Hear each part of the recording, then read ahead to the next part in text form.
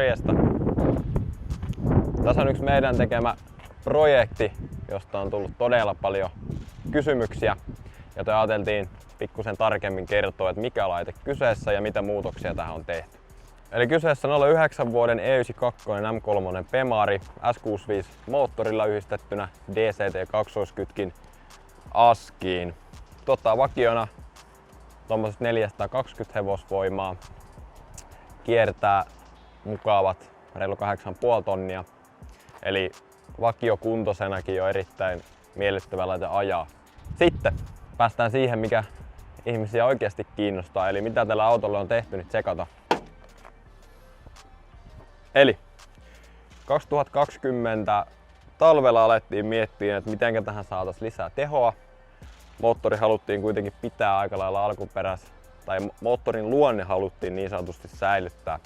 Joten ratkaisuna Amerikan mailta ESS Tuningin G1 mekaaninen ahdin, tai käytössä ESS G1 kitti, joka sisältää muun muassa ahtimen, välijäähyt, suuttimet, käytössä kaiken mitä tämmöisen S65 ahtamiseen tarvitaan. G1 ahtimella ja tällä paketin mukana tulevalla pienemmällä 98 ron hihnapyörällä saadaan tää S65 moottori tuottamaan noin 6,5 heppaa about 0,65 ahdoilla, 0,65 baaria kiloa, miten haluaa. Eka kesä tosiaan ajettiin kohtalaisen paljon kautta rata-ajoa. Ei nyt voi sanoa, että huolenaihe, mutta yksi asia mitä alettiin miettimään niin oli imuilman lämmöt.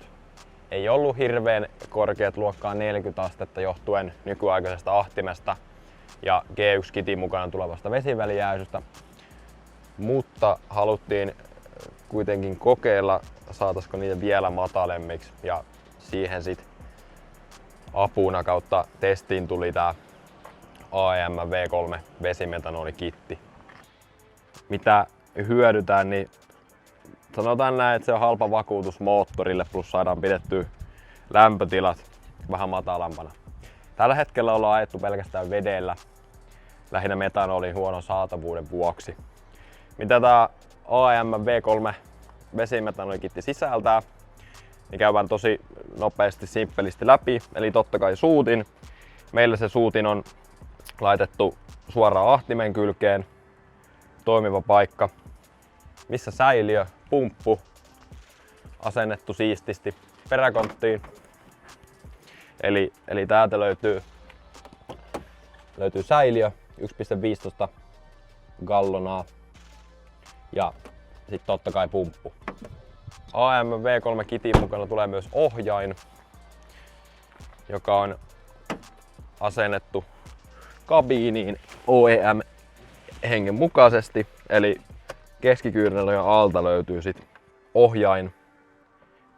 Saadaan säädettyä tuottoa YMS ahtopainealueita. Helkkari hyvä päivitys ollut.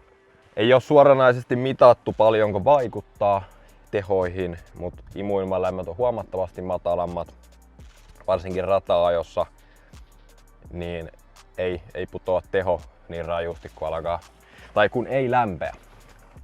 Sitten tietysti halutaan mahdollisimman tarkasti tällaisten autojen kanssa seurata mitä sillä moottorissa tapahtuu, niin meillä on kattava datankeruu kautta näytöksi kutsua, mutta saadaan kaikki tarvittava ihan pakokaasun lämmöistä lambda-arvoihin. Täällä pystyy myös loggaamaan, mittaamaan erilaisia arvoja, piirtää graafia, YMS. Putkisto. Etumaiset katalysaattorit on korvattu. Käytännössä siinä on vaihdettu korvausputket. Sitten tästä löytyy Dinan takapönttö. Jos meiltä kysytään, niin parempaa soundia S65 saa, kun etumaiset katit pois, sinne korvausputki ja Dinan takapönttö. Piste. Auto toimii ihan käyttöauton roolissa, eli sillä käydään kaupassa, mutta myöskin ajetaan radalla. Renkaina Toyo R88 R Semisliksi. Monet sanoo, että kadulla kovaääninen, uutena ei juurikaan. Toki silloin kun se on muutaman kerran radalla lämmennyt, niin kyllähän se alkaa vollottaa. Mut ei niin paha mitä mitä jengi luulee tai mitä puhutaan meidän mielestä.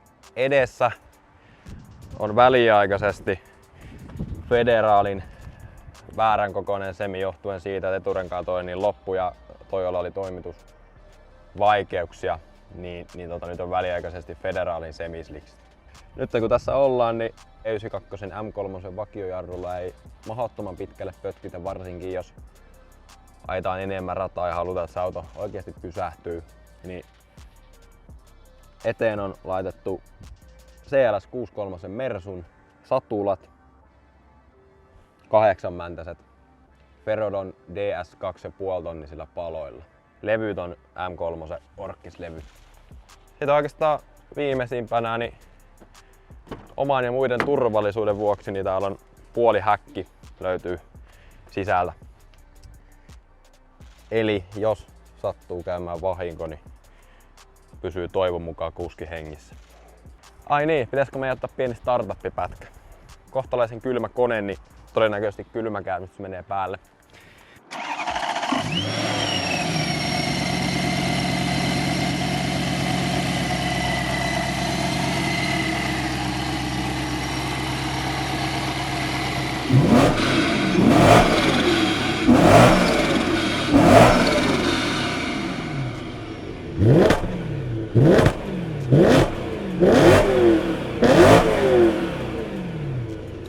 Tässä on yksi QT Performancella rakennetuista autoista.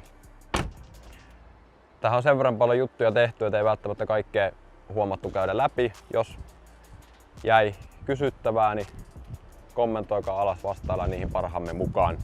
Jos sieltä kameran toiselta puolelta löytyy auto, johon tarvii lisää tehoa tai suurempia niin sanottuja tekniikkapäivityksiä, niin ei muuta soittoa, sähköpostia tai sitten tulee ihan paikan päälle keskustelemaan aiheesta, niin saadaan homma kuntoon.